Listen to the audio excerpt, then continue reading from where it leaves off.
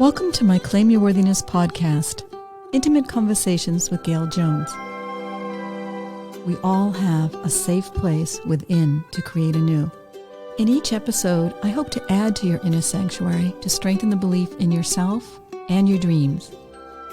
Claiming our worthiness sets the foundation for centering us back into our greatness. From this foundation, we create our most amazing lives. I'll be sharing insights and resources from my own journey and from others who are transforming their lives. Lean in and receive the wisdom shared. You are worthy of having this special time with yourself. I'm Gail Kauranen Jones, here today to share with you 2 permission slips that can change your life. And I find these permission slips really important right now for all of us that are moving through and beyond and noticing how our lives have changed through the pandemic.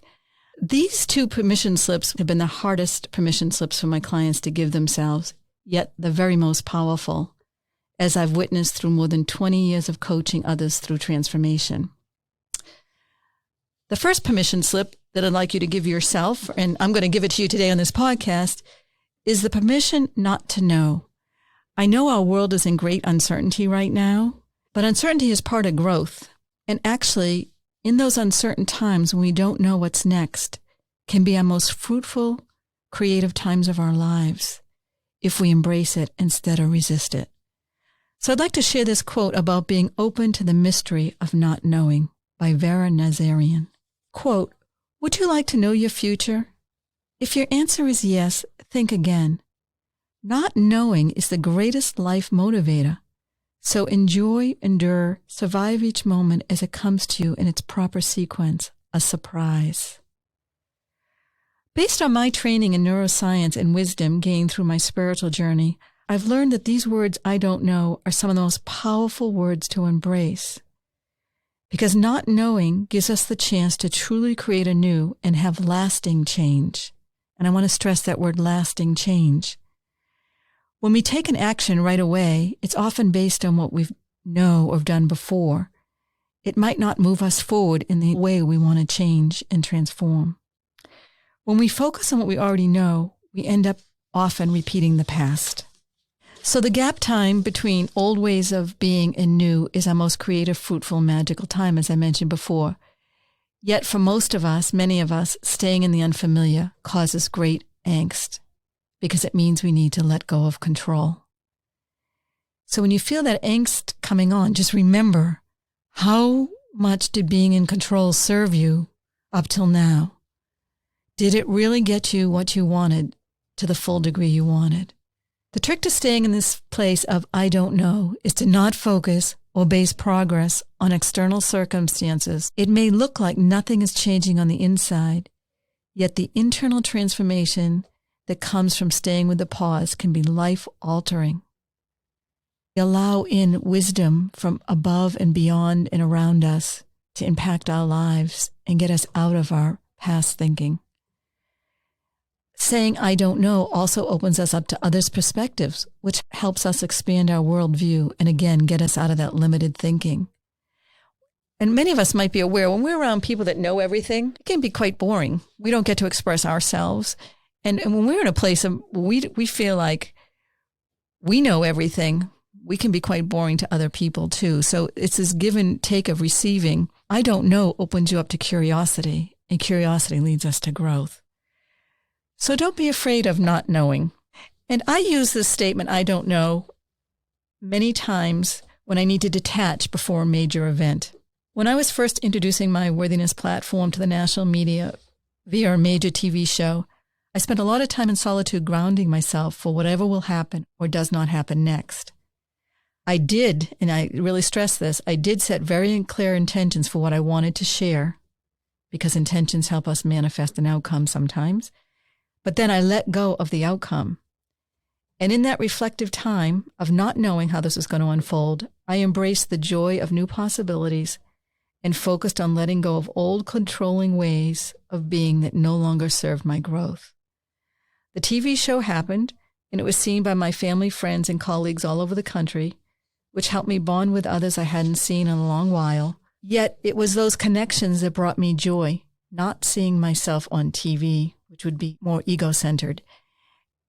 As grateful as I am for the national exposure and the new doors that later opened in their own time, not by willing them or knowing what would happen. So it expanded in new ways by saying, I don't know. And it was a lot more fun. I know again that the pandemic, with all its uncertainties, has forced many of us into that I don't know time.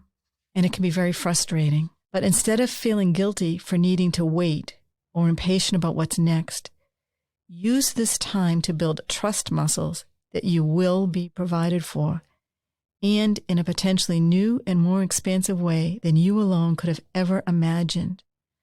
I created this new Claim Your Worthiness podcast after spending time in I don't know, staying open and trusting, and listening to my body of what felt joyful.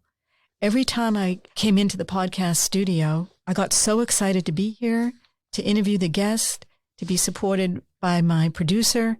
It was so collaborative and engaging, and it all came from not knowing what was next and expanding my business in new ways. So I love these words of Henri Nouwen from his book, Life of the Beloved. Quote, I have found it very important in my own life to try to let go of my wishes and instead to live in hope. I am finding that when I choose to let go of my sometimes petty and superficial wishes and trust that my life is precious and meaningful in the eyes of God, something really new, something beyond my own expectation begins to happen to me. To wait with openness and trust is an enormously radical attitude toward life. So to keep letting go into I don't know, meditate frequently, and choose to make friends with this quiet time of getting acquainted with your wise, inner, and higher self who will guide you forth, often in bigger ways than you could ever imagine. If you'd like to know more about I don't know and my approach to using it in my coaching practice, you can check out my blog on my website. It's called I Don't Know, and it's on claimyourworthiness.com. So the second major and related permission slip to give yourself that can change your life is permission to rest. When I tell clients that they have permission to rest or allow themselves to feel safe resting, I am often met with great resistance. I hear about the to-do lists, why they can't rest, what they have to get done. And what that does, it just creates a cycle of doing. And there's no time for forming new beliefs about yourself. There's no time for creating a new way of doing things. The first thing I would say on permission to rest is it's safe to stop, rest, and do nothing. Answers come in quiet, not all that pushing, begging, pleading, and controlling. And from a health perspective, the body, mind, and spirit heal best in a restful state, as I've noted in my book, Cancer as a Love Story, Developing the Mindset for Living. So often when someone gets a diagnosis, a scary diagnosis like cancer, their knee-jerk reaction is to go into hyperdrive and to just stay really busy and to do whatever you can to take care of your body or to move through this as fast as you can. If you don't take the time up front to stop and rest, it's hard to go back and do that later. You're running on adrenaline when you get a scary diagnosis. Part of the reason it's scary to stop and rest is you have to feel the feelings of hearing that diagnosis. I just want to share a story. I now meditate an hour or two a day, but before cancer 9 years ago, if you told me to sit for 20 minutes, I couldn't have done it. I was in the Mind-Body program for cancer at Mass General Hospital, which is affiliated with Harvard University. So everything in the program had to be evidence-based. And part of the requirements of that program were that we had to meditate for 20 minutes a day. When I first sat for 20 minutes, it was torture. I'm a single mom. I have a house to run. I have 2 kids to take care of. Are you kidding me? Sit for 20 minutes? So the first day I was crawling out of my skin, pretty much was that way for about a week. And then I started getting used to this. And what I realized in those 20 minutes is I was feeling for the first time how scared I really was. Am I going to survive? Am I going to be here to see my kids grow up? Do I have what it takes to heal? I had to feel those feelings. And if we think rushing ahead and moving ahead will stop us from having to feel those feelings, it may, but those feelings are in our body. And they need to be released from the body in order to heal. And the mind needs to be calm to create anew. So as I was working to create a new mindset for living, as I teach in my book, I had to rest and see what that new mindset was going to look like. I wasn't going to find that new mindset by moving ahead all the time. So it's funny that at the end of the 3 months, meditating 20 minutes a day was like the same as making sure you have 3 meals a day or you get your exercise in.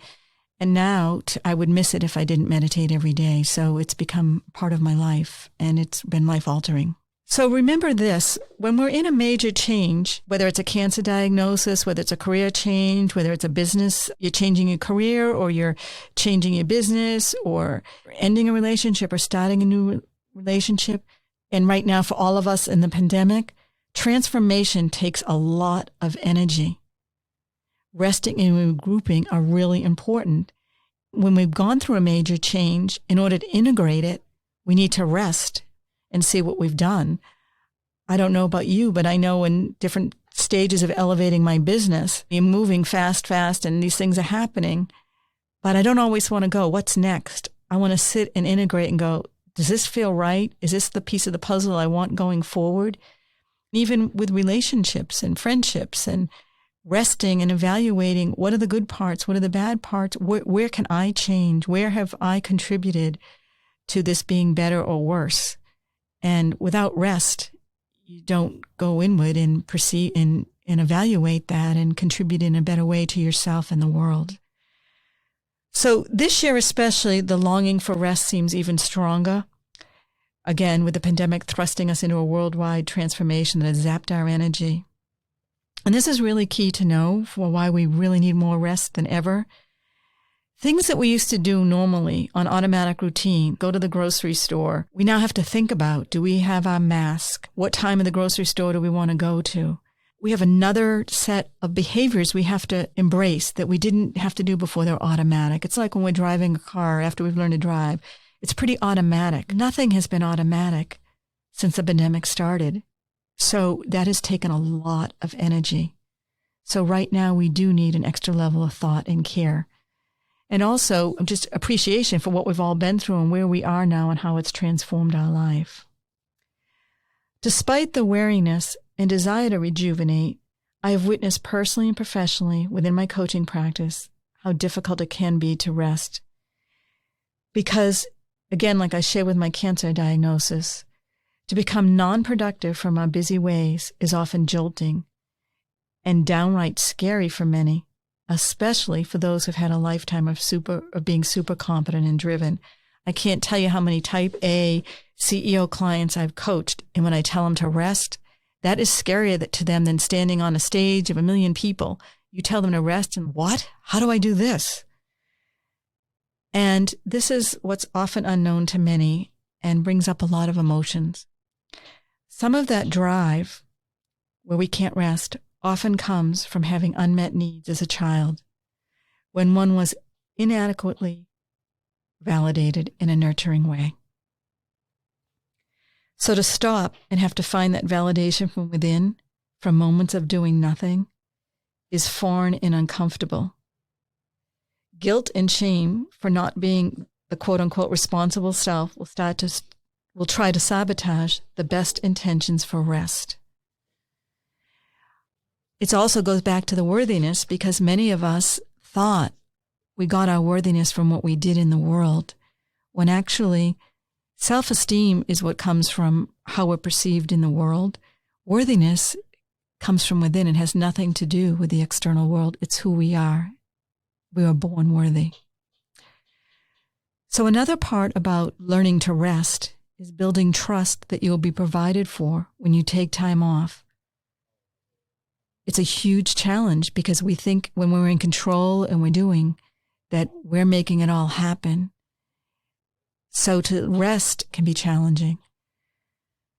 Pushing ourselves is so hardwired in as the answer to challenges.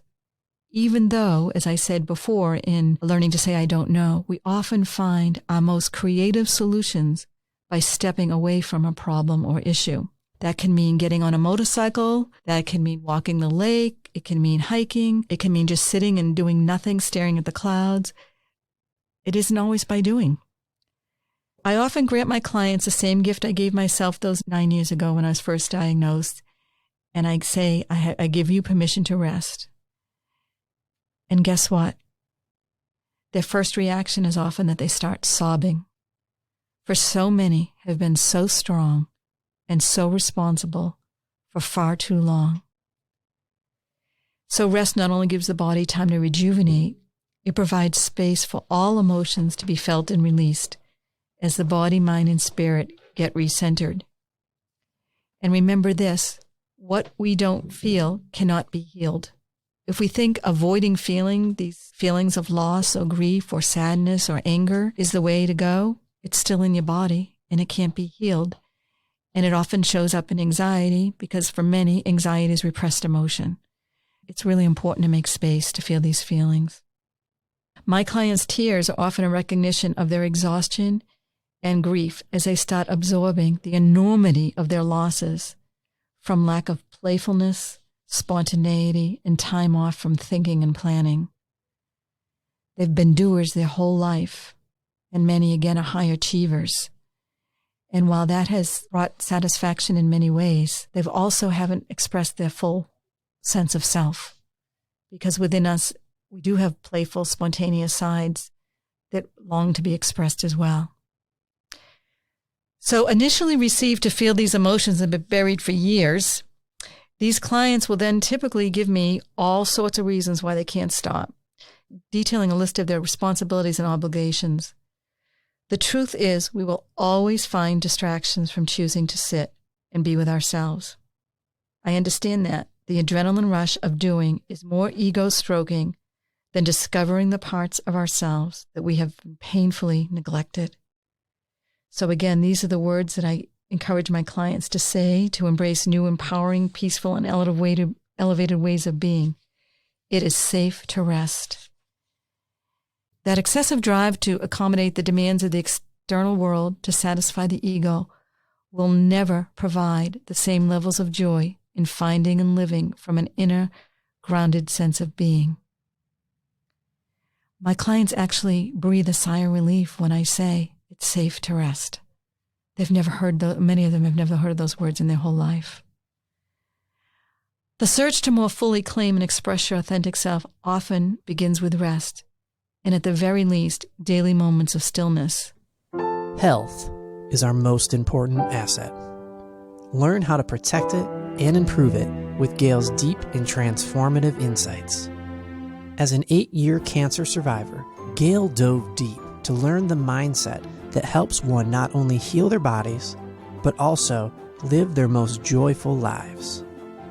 One of her main insights from the 5 years of research from her book, Cancer as a Love Story, Developing the Mindset for Living, is this: claiming your worthiness to live can extend your longevity. To learn more about her research, check the book page on claimyourworthiness.com. There are major endorsements by leading doctors there.